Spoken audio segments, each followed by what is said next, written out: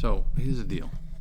When you get out, when you're upstate and you get out, now this didn't happen to me because I was transferred downstate and other things, but typically what happens, a guy does 3, 4, 5 years, he's done.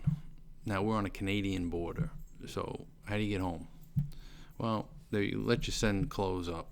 So somebody sends you some clothes, but if not, they give you a pair of khakis, a white shirt, a clear plastic bag to put your stuff in, a check, not money, a check for $40 plus whatever you had left in your bank, and they bring you to the bus station in the morning.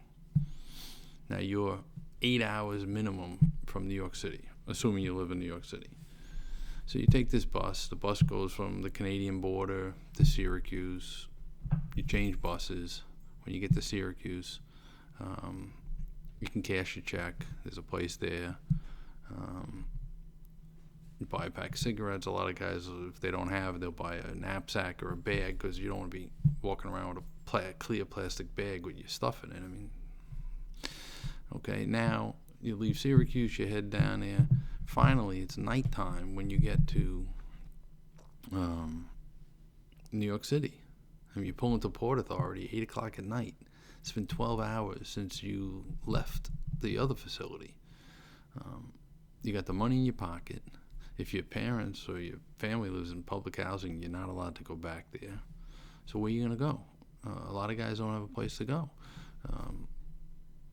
When you leave, they give you the name of 2 or 3 shelters. You got to go to a shelter. Okay? Then, the next morning, you got to wake up and you got to go to parole and check in. Again, you got no money, no food, nothing. You get the parole, they make you sit there for hours, for no reason, just sit there for hours. Okay? They ask you a few stupid questions, tell you to come back in a week. Now again, no money, no place to stay, so where do you go? You got to go to social services. Oh, it's too late, we're closed, come back tomorrow, back to the shelter. Come back tomorrow, maybe they'll give you emergency money, 20, 40, $100. Doesn't mean anything. You still don't have a job, you don't have income. Now you got to go try to find a job. Okay, Mr. Convicted Felon, former convict, where are you going to work? Who's hiring in a warehouse? None of this is set up in advance. Okay, they tell you, well, we can get you into a technical program and you can do, learn how to become a maintenance guy. Big deal, I did that upstate. Why can't I do it now?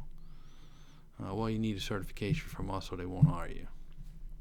Really, really stupid stuff. No preparation, no transition. And here's what the reality is, what happens most of the time. When you get off that bus in Port Authority, your boys are waiting for you. They got new sneakers. They got your leather jacket. They got you whatever you want, whatever you need. Girls, drugs, whatever. You're good. And a lot of guys slip right back into the life because it's the easiest way to go. To try to make it with no help is very hard. It's impossible. Okay? A lot of guys, you don't have a driver's license. You have an ID, a prison ID.